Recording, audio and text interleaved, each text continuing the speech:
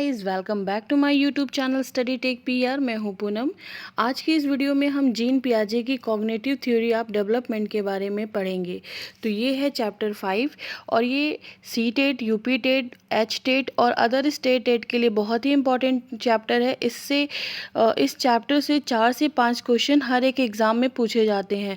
तो अगर आप सी टेट, यूपी टेट की तैयारी कर रहे हैं तो ये वीडियो बिल्कुल आप ही के लिए है। तो कहीं भी मत जाइएगा और वीडियो में एंड तक बने रहिएगा। और आपने मेरे चैनल को अभी तक सब्सक्राइब नहीं किया है तो सब्सक्राइब करके बेल आइकन को हिट करना बिल्कुल ना भूलें, ताकि मेरे चैनल से रिलेटेड अपडेट आप तक सबसे पहले पहुंच जाए। तो चलिए स्टार्ट करते हैं हम आज का अपना ये कॉग्निटिव थ्योरी ऑफ डेवलपमेंट।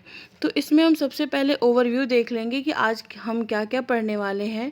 तो कॉग्निटिव प्रोसेस होता है जिसमें schema, adaptation, assimilation, okay, accommodation and equilibrium, in terms को जानेंगे, इन कीवर्ड्स को जानेंगे। और उसके बाद जो उन्होंने 4 स्टेजेस ऑफ डेवलपमेंट दिया था, sensory motor stage, pre operational stage, concrete operational stage and formal operational stage, तो ये सारी चीज़ें हम पढ़ेंगे। सबसे पहले हम जान लेते हैं कि जीन पियाजे के बारे में, कि जीन पियाजे कौन थे। तो जीन पियाजे एक was Swiss biologist and psychologist known for his work on child development. Piaget was known as father of child psychology. Exam में पूछ लेता है कि who was known as father of child psychology, तो वहाँ पे आप आंसर करेंगे जीन पियाजे। तो जीन पियाजे जो थे ये एक ट्रेंड साइकोलॉजिस्ट नहीं थे, ये एक बायोलॉजिस्ट थे। तो ये अल्फ्रेड बिने के साथ बुद्धि परीक्षण पर कार्य करते थे। तो उन्होंने वहाँ पे चाइल्ड को बहुत ही बारीकी से वो ऑब्ज़र्व करते थे। तो इनका जो रुझान था या इनका जो इंटरेस्ट था वो चाइल्ड साइकोलॉजी की तरफ ज़्यादा था। तो इन्होंने जब वहाँ पे ऑब्ज़र्व किया बच्चे को, तो इन्होंने एक चीज़ कि बच्चे का जो डेवलपमेंट होता है, मेंटल डेवलपमेंट होता है, वो उनके एज पे डिपेंड करता है। तो चित्र में जैसा हम सभी देख रहे हैं, ये है जीन पियाजे जी, ठीक है। तो चलिए बढ़ते हैं नेक्स्ट। हम सबसे पहले जानेंगे कि संज्ञानात्मक विकास क्या है, व्हाट इज़ कॉग्निटिव डेवलपमेंट, ठीक है। Thinking, reasoning, problem solving skill which related to mental skill of a child is called cognitive development. तो बच्चों के सोचने की शक्ति, रीजनिंग करने की शक्ति, किसी भी प्रॉब्लम को वो कैसे सॉल्व करते हैं, तो ये सारी चीज़ें एक मेंटल मानसिक स्किल को दर्शाते हैं। और इसी तरह के डेवलपमेंट को कॉग्निटिव डेवलपमेंट कहते हैं। और यही है कॉग्निटिव यानी संज्ञानात्मक डेवलपमेंट। तो पियाजे जो थे, पियाजे believe that child take an active role in the learning process, acting much like little scientists, and they pattern experiments, make observation and learn about the world as kids interact with the world around them. They continually add new knowledge, build up upon existing knowledge, and adopt previously held ideas to accommodate new information. तो पियाजे जी का जो मानना था कि जो छोटे बच्चे होते हैं वो एक छोटे वैज्ञानिक होते हैं, और वो अपना नॉलेज जो है ना खुद ही बनाते हैं। किससे बनाते हैं? वर्ल्ड से इंटरेक्ट करके, अपने आसपास के एनवायरनमेंट से इंटरेक्ट करके। पियाजे ही ऐसे साइकोलॉजिस्ट थे जिनका ये मानना था कि सोशल इंटरेक्शन बच्चे के नॉलेज में कोई रोल प्ले नहीं करता है। इनका कहना था कि बच्चे अपने चारों तरफ से इंटरेक्ट करके और अपने नॉलेज को बिल्डअप करते हैं और अपने नॉलेज में अपडेट करते हैं, नए नॉलेज को जोड़ते हैं। तो यहाँ तक तो हमने समझ लिया कि संज्ञानात्मक विकास क्या है, कि सोचने समझने की शक्ति, किसी समस्या को सॉल्व करने की शक्ति जो हमारी मेंटल एबिलिटी को दर्शाती है, वही है संज्ञानात्मक विकास। अब हम बात करते हैं कि स्कीमा की। What is schema? ये जितने भी कीवर्ड्स हैं यहाँ पे एग्ज़ाम में पूछे गए हैं, तो स्कीमा के बारे में, स्कीमा को हिंदी में स्कीमा ही कहते हैं। अ मेंटल फ्रेमवर्क और pocket of information which organize categorize of information. तो स्कीमा क्या है?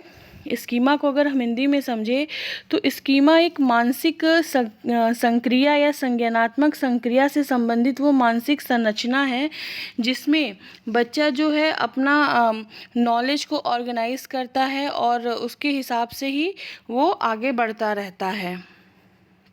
नेक्स्ट है अडॉप्टेशन, जिसे कहते हैं अनुकूलन। तो एडाप्टेशन जो होता है इसमें हम ऐसे समझेंगे कि बच्चों में एनवायरनमेंट से, समाज से उसके साथ एडजस्ट करने की एक बाय बर्थ उनके अंदर एक स्किल होती है। अगर बच्चे की हम बात करें तो बच्चे में अपने एनवायरनमेंट से एडजस्टमेंट करने की एक बाय बर्थ एक स्किल होती है जिसे हम एडाप्टेशन या अनुकूलन कहते हैं। और इसी एडाप्टेशन को उन्होंने 2 पार्ट में डिवाइड किया था। पहला था असिमिलेशन, जिसको आत्मसातकरण कहते हैं, ठीक है, यहाँ पे त होगा, आत्मसातकरण कहते हैं, ठीक है। The process through which we take a new information और experience and fit them into our existing idea और नॉलेज। तो असिमिलेशन क्या होता है कि असिमिलेशन वो प्रोसेस होता है जिसमें हम अपने नए इन्फॉर्मेशन को अडॉप्ट करते हैं और अपने स्कीमा में फिट करते हैं, उसको कहते हैं आत्मसातकरण। फॉर एग्ज़ाम्पल, जैसे एक बच्चे को हॉर्स दिखाई देता है तो उसके स्कीमा के अनुसार हॉर्स के 4 लेग होते हैं, एक टेल होता है और वो 5 फीट यानी कि ऊंचा होता है, ठीक है। तो जब बच्चा एक काऊ को देखता है तो उसकी स्कीमा में वो हॉर्स जैसा लगता है, तो बच्चा ये सोचता है कि ये भी एक हॉर्स है जो बल्कि है, वाइट है। तो बच्चा में यहाँ पे असिमिलेशन हो रहा है। बच्चा यहाँ पे यही सोच रहा है कि जो काऊ है वो एक तरह का हॉर्स है और उसमें मतलब वो थोड़ा सा वाइट है और बल्कि है, बड़ा है। तो ये बच्चे का असिमिलेशन हो रहा है, ठीक है। और हम नेक्स्ट बढ़ते हैं अकोमोडेशन या समायोजन, जिसे हम कहते हैं। The process which new information और experience cause the brain the modified और अपडेट एग्जिस्टिंग स्कीमा। तो असिमिलेशन में क्या हुआ कि जब बच्चे ने घोड़े को देखा तो उसे ये लगा कि ये एक इसके तो 4 पैर है, एक टेल है और ये 5 फीट के आसपास ऊंचा है, तो ये एक हॉर्स है। और जब वो एक काऊ को देखता है तो अपने स्कीमा में भी यही बना लेता है कि ये एक तरह का ही हॉर्स है जो बल्कि है और वाइट है। लेकिन जब उसके पेरेंट्स उसको बताते हैं कि नहीं ये काऊ है, ये हॉर्स नहीं है, ये काऊ है, तो यहाँ पे बच्चे के दिमाग में उसी तरह से फिर एक स्ट्रक्चर बनने लगता है कि काऊ वाइट होता है और थोड़ा बल्कि होता है, तो हॉर्स अलग है और काऊ अलग है। तो एकोमेंडेशन में क्या होता है कि जब पुराने नॉलेज में नए नॉलेज को मॉडिफाइड करना होता है या नए नॉलेज को फिट करना होता है, वो अकोमोडेशन कहलाता है। तो यहाँ तक आपको समझ में आ गया होगा। अब बात करते हैं इक्विबिलेशन। तो इक्विबिलेशन को हिंदी में संतुलन कहते हैं। यहाँ पे एकदम शॉर्ट में ये समझते हैं कि कंबाइंस एसिमिलेशन एंड अकोमोडेशन, यानी कि प्रीवियस नॉलेज में न्यू नॉलेज को फिट करना ही इक्विबिलेशन कहलाता है। अगर इसी में अगर बच्चा क्या करता है कि वो प्रीवियस नॉलेज में नए नॉलेज को नहीं फिट करता है तो वो डिस इक्विबिलेशन कहलाता है या असंतुलन कहलाता है। अगर बच्चा ये जानता है कि ये हॉर्स है और ये हॉर्स है, इसके 4 पैर हैं और 1 टेल है, और वो काऊ को भी देखता है तो काऊ को जानता है कि अगर कि ये वाइट कलर का है, बल्कि है, तो अगर यहाँ पे वो उसको दोनों को अलग नहीं करता अपने स्कीमा में, वो ये सोचता है कि नहीं ये भी एक तरह का हॉर्स है, तो यहाँ पे वो डिसइक्विबिलेशन हो जाता है, असंतुलन हो जाता है। अगर दूसरी तरफ अगर बच्चा ये समझ जाता है कि ये काऊ है, काऊ बल्कि है, वाइट है, और अपने पुराने जो नॉलेज में वो नया नॉलेज फिट कर लेता है, उसको मॉडिफाइड कर देता है, तो ये बन जाता है इक्विलिब्रेशन। अब हम बात करते हैं पियाजे के 4 स्टेजेस के बारे में। तो इन्होंने 4 स्टेजेस दिया था। ये बहुत ही इम्पॉर्टेंट स्टेजेस हैं।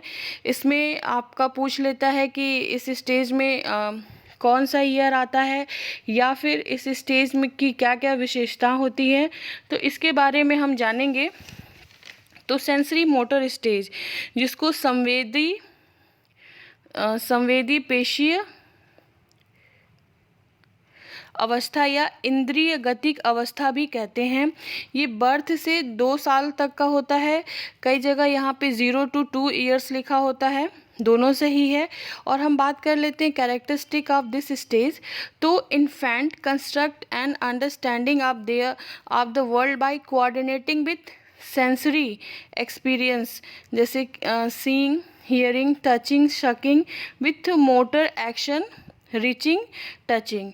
तो यहाँ पे जो बेबी होता है वो बहुत छोटा होता है, तो वो अपने आसपास की चीज़ों को कैसे समझता है, कैसे सीखता है, वो सेंस के थ्रू सीखता है, सेंसेस के थ्रू सीखता है। इसीलिए इस स्टेज को संवेदी पेशी अवस्था कहते हैं, इंद्रिय गतिक अवस्था कहते हैं, इंग्लिश में सेंसरी मोटर स्टेज कहते हैं।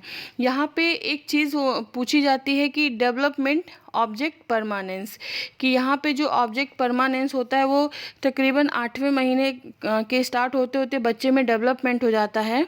तो ऑब्जेक्ट परमानेंस वो होता है कि जैसे मान लीजिए बच्चा अपनी मदर के साथ खेल रहा है, ठीक है, वो कोई टेडी बियर लिए हैं, तो माँ जब बच्चे के साथ खेलती रहती है तो टेडी बियर को छुपा देती है, तो बच्चा ये समझने लगता है कि वो ख़त्म नहीं हो गया है, उसको कहीं छुपा दिया गया है, वो चीज़ अभी भी एग्जिस्ट करती है। तो इसी को कहते हैं ऑब्जेक्ट परमानेंस। तो एग्ज़ाम में ऐसे पूछ लेता है कि किस स्टेज में ऑब्जेक्ट परमानेंस डेवलपमेंट हो जाता है। तो memory realize that object is exist even if they are out of sight, मतलब इसमें उनकी इतनी मेमोरी डेवलप हो जाती है कि वो कि किसी ऑब्जेक्ट को छुपाने के बाद भी उनके मेमोरी में ये रहता है कि वो ऑब्जेक्ट है, बस वो मेरी आँख के सामने से हटा दिया गया है। सेकेंड है प्री ऑपरेशनल स्टेज, जिसको कहते हैं पूर्व संक्रियात्मक अवस्था। ये जो है इसमें एज जो होती है 2 to 7 ईयर होती है। और एक चीज़ आप पॉइंट आउट कर लीजिएगा कि पियाजे जो थे इनके अनुसार मेंटल डेवलपमेंट डिसकंटिन्यूअस होता है। अभी तक हम लोगों ने डेवलपमेंट पढ़ा था कि जो कंटिन्यूअस चलती है, लेकिन इनके अनुसार जो मेंटल डेवलपमेंट होता है वो डिसकंटिन्यूअस होती है, क्योंकि वो एज पे डिपेंड करती है कि बच्चा जितने जितने साल का होता जाता है, जैसे जैसे ग्रो करता है, उस हिसाब से उसके दिमाग का, उसके मेंटल एबिलिटी का विकास होता है। तो कैरेक्टरिस्टिक क्या है इस स्टेज की? This stage begin with the child start to use symbols and language. This is a period of developing language and concept. Object permanence fully develop, lack of conservation and magical thinking development. और most important है egocentrism जो होता है, यहाँ पे बच्चा egocentric हो जाता है। तो इस स्टेज में जो है ना, बच्चा लॉजिक नहीं यूज़ करता है क्योंकि वो बहुत छोटा होता है, ठीक है। तो यहाँ पे बच्चा सिंबल और लैंग्वेज का धीरे धीरे यूज़ करने लगता है। और यहाँ पे ऑब्जेक्ट परमानेंस जो होता है वो एकदम फुल्ली डेवलप हो जाता है, उसको अच्छे से पता हो जाता है कि जो भी चीज़ है वो गायब नहीं हुई है, वो कहीं छुपा दी गई है या फिर मेरे नज़रों के सामने नहीं है। कंजर्वेशन जो होता है, यहाँ पे जो लैक ऑफ कंजर्वेशन यानी कि संरक्षण का जो नियम है वो बच्चे को मतलब यहाँ पे नहीं पता होता है। अगर हम संरक्षण के नियम वो कंजर्वेशन की बात करें तो क्या होता है कि जैसे अगर हम एक एग्जांपल लेते हैं, जैसे मान लीजिए ये ग्लास है 2 सेम साइज़ का और एक बड़ा ग्लास है वो पतला है और लंबा है।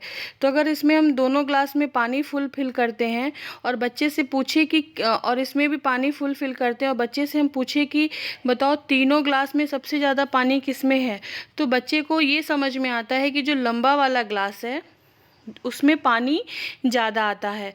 तो बच्चे को वॉल्यूम नहीं पता होता है, बच्चे को ये पता होता है कि ये लंबा है तो इसमें पानी ज़्यादा आ रहा है, और जबकि पानी तीनों में सेम होता है क्योंकि यहाँ पे जो 2 छोटे ग्लास हैं वो छोटे हैं लेकिन चौड़े हैं, तो उसमें पानी भी उतना ही आ रहा है जितना कि इस लंबे वाले ग्लास में आ रहा है। तो ये समझ अभी बच्चों में इस स्टेज में डेवलप नहीं होती है। अच्छा, अब इसके बाद होता है कि मैजिकल थिंकिंग डेवलप होने लगती है। मैजिकल थिंकिंग मतलब कि वो एनिमिज्म करने लगते हैं, जैसे कि किसी अपने खिलौने को वो सजीव मान के उनके साथ खेलने लगते हैं, अपने टेडी बियर के साथ, अपने डॉल के साथ उनका नाम रख के उसी तरह से एक्ट करते हैं कि वो जीवित है, उनके साथ वो खेलने लगते हैं। और जैसे अभी वो इस स्टेज में जैसे वो सिंबॉलिक रिप्रेजेंटेशन भी करने लगते हैं कि जैसे केले को फ़ोन की तरह यूज़ करने लगते हैं, केले को अपने कान के पास हटा के हेलो हेलो मतलब इस तरह से करके वो खेलने लगते हैं, फ़ोन की तरह यूज़ करने लगते हैं। अब बात करते हैं कि ईगोसेंट्रिज्म की, कि सेंट्रिज्म क्या होता है, ईगोसेंट्रिक क्या होता है। तो इसमें होता क्या है कि बच्चा जो होता है थोड़ा सा डेवलपमेंट ये सेंसरी मोटर में भी होता है, लेकिन इस स्टेज में बहुत ज़्यादा होता है। बच्चा अपनी चीज़ें किसी के साथ शेयर नहीं करना चाहता है, वो जैसे अपना खिलौना किसी के साथ देना नहीं चाहता है। और जैसे भी किसी ने बोल दिया कि नहीं उसकी मम्मा को कि ये मेरी मम्मा है, तो बोलता है नहीं नहीं ये मेरी मम्मा है। तो ये सारी चीज़ें होती हैं ईगोसेंट्रिज्म, मतलब वो अपनी किसी चीज़ को किसी के साथ शेयर नहीं करने लगता है। लेकिन जैसे जैसे बच्चा 6 to 7 ईयर का होने लगता है तो लेस ईगोसेंट्रिक हो जाता है, मतलब थोड़ा उसके अंदर ये होने लगता है कि नहीं ये तो मेरी ही मम्मा है, वो किसी की मम्मा कैसे हो सकती हैं। अच्छा, इसी स्टेज में बच्चों में कंसंट्रेशन भी नहीं पाया जाता है। कंसंट्रेशन नहीं पाया जाता है कहने का मतलब है कि अगर हम यहाँ पे 5 डॉट बनाते हैं पास पास, ठीक है, और इसी के नीचे हम दूर दूर 5 डॉट बनाते हैं और बच्चे से पूछते हैं कि ऊपर वाले में कितने डॉट है और नीचे वाले में कितने डॉट हैं, तो बच्चा अगर ऊपर वाला काउंट कर सकता है तो वो बोलेगा 5 डॉट है, और नीचे वाले को वो बोलेगा कि नहीं इसमें ज़्यादा है, क्योंकि उसमें कंसंट्रेशन के भी कमी पाई जाती है, क्योंकि वो ये देख रहा है कि ये दूर दूर है, ये बहुत लंबे में ऐसे अरेंज है, तो इसमें ज़्यादा होगा, और ऊपर वाला जो पास पास है वो कम है। तो इसको कहते हैं कि इसमें कंसंट्रेशन नहीं पाया जाता है। एक साथ बच्चा 2 चीज़ों पे कंसंट्रेट नहीं कर पाता है, एक समय में बच्चा एक ही चीज़ में कंसंट्रेट कर पाता है इस स्टेज में। तो ये था हमारा प्री ऑपरेशनल स्टेज, पूर्व संक्रियात्मक अवस्था। नेक्स्ट है हमारा कॉन्क्रीट ऑपरेशनल स्टेज, और इसकी जो एज होती है वो होती है 7 to 11 ईयर्स। इसको कहते हैं मूर्त संक्रियात्मक अवस्था। तो इसके हम इस स्टेज की कैरेक्टरिस्टिक जान लेते हैं। The child demonstrate conservation, reversibility, thinking logically about concrete events and grasping concrete analogies। तो इस स्टेज में जो बच्चा है ना वो लॉजिकली थिंकिंग करने लगता है, लेकिन सिर्फ किस पे, फिजिकल ऑब्जेक्ट पे। किस पे, फिजिकल ऑब्जेक्ट के ऊपर वो लॉजिकली थिंकिंग करता है। मतलब कि इस जैसे नाम से ही पता है कि मूर्त संक्रियात्मक अवस्था है, तो बच्चा जिन चीज़ों को देख रहा है उसके बारे में वो लॉजिकली थिंकिंग करने लगता है। बच्चा किसी जानवर को देख रहा है, किसी गाड़ी को देख रहा है, तो उसके बारे में तो वो सोच रहा है, उसके बारे में वो अपना लॉजिक लगा सकता है। लेकिन अगर उसे हम किसी ग्रह के बारे में बताएं तो वो उसके बारे में नहीं बता पाएगा, क्योंकि वो उसका जो अमूर्त चिंतन है, एब्स्ट्रैक्ट थिंकिंग है, उसके अंदर डेवलपमेंट नहीं हुआ है, वो नहीं समझ पा रहा है, क्योंकि वो उस चीज़ को नहीं देखा है। तो ये अमूर्त जो एब्स्ट्रैक्ट थिंकिंग है वो उसके अंदर अभी तक डेवलपमेंट नहीं हुई है। लेकिन इस स्टेज में कंजर्वेशन, रिवर्सिबिलिटी, ये थिंकिंग लॉजिकली, ये सारी चीज़ें डेवलप हो चुकी हैं। जैसे कि अभी मैंने पिछले वाले में समझाया कि अगर हम 2 इक्वल साइज़ के ग्लास लें और एक लंबा ग्लास लें, तो बच्चे से पूछे कि तीनों में पानी किस में ज़्यादा आएगा, तो यहाँ तक आते आते बच्चा वॉल्यूम समझने लगता है और उसे पता चल जाता है कि ये ग्लास तो पतला है और लंबा है, लेकिन ये दोनों जो ग्लास है वो चौड़े हैं, तो पानी जो है तीनों में सेम आएगा। रिवर्सिबिलिटी भी बच्चा समझने लगता है। रिवर्सिबिलिटी का मतलब कि लिक्विड से आइस का बनना, फिर आइस से लिक्विड का बनना, ये कॉन्सेप्ट बच्चे में आ जाता है। उसके बाद कंसंट्रेशन का भी कॉन्सेप्ट बच्चे में आ जाता है। बच्चा अब समझने लगता है कि अगर ये 5 डॉट है, नीचे भी 5 डॉट है इस तरीके से, तो वो 2 चीज़ों पे एक साथ कंसंट्रेट कर लेता है और उसको समझ में आ जाता है कि दोनों इक्वल हैं, नीचे भी 5 डॉट है और ऊपर भी 5 डॉट है। तो इस स्टेज में आते आते बच्चों में इतनी चीज़ें डेवलप हो जाती हैं। अब हमारा जो नेक्स्ट स्टेज है वो है फॉर्मल ऑपरेशनल स्टेज, और इसकी जो एज होती है वो 12 टू एडल्टहुड, यानी कि 12 साल से लेके ये पूरा जीवन पर्यंत मतलब एडल्ट होने तक चलता रहता है। अब इसमें हम बात करते हैं कि इस स्टेज का जो कैरेक्टरिस्टिक है वो क्या क्या है। तो इसमें क्या है कि in this stage the adolescent or young adult being to think abstractly and reason about hypothetical problems, abstract thought emerge। तो hypothetical मतलब वो काल्पनिक प्रॉब्लम्स को भी वो काल्पनिक चीज़ों पे भी वो थिंकिंग करने लगता है जिन चीज़ों को वो देखा नहीं है। एब्स्ट्रैक्ट थिंकिंग मतलब जो चीज़ें वो नहीं देखा है, अमूर्त चीज़ें। अमूर्त मतलब होता है कि जिसको का कोई मूर्त ना हो, कोई शेप ना हो, उसके बारे में भी वो सोचने लगता है। तो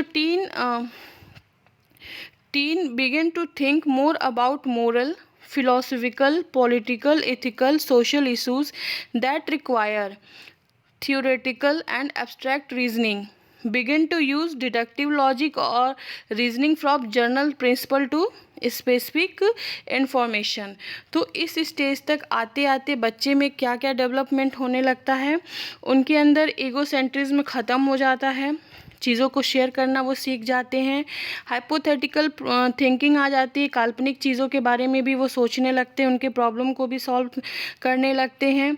वो उनके अंदर मोरल वैल्यूज़ डेवलप हो जाते हैं, वो फिलोसफिकल और पॉलिटिकल, एथिकल और सोशल इशू के बारे में भी सोचने लगते हैं, अब्स्ट्रैक्ट थिंकिंग वो करने लगते हैं। ठीक है, और यहाँ पे जो इनके अंदर डिडक्टिव लॉजिक या रीजनिंग होता है, जो सामान्य से विशेष की ओर जाने की जो थिंकिंग होती है वो भी डेवलप हो जाती है। तो ये थे हमारे 4 स्टेज। तो मैं उम्मीद करती हूँ कि आज का आपको ये सेशन पसंद आया होगा। अगर आपको ये सेशन पसंद आया होगा तो प्लीज़ लाइक करें, शेयर करें। Thank you very much.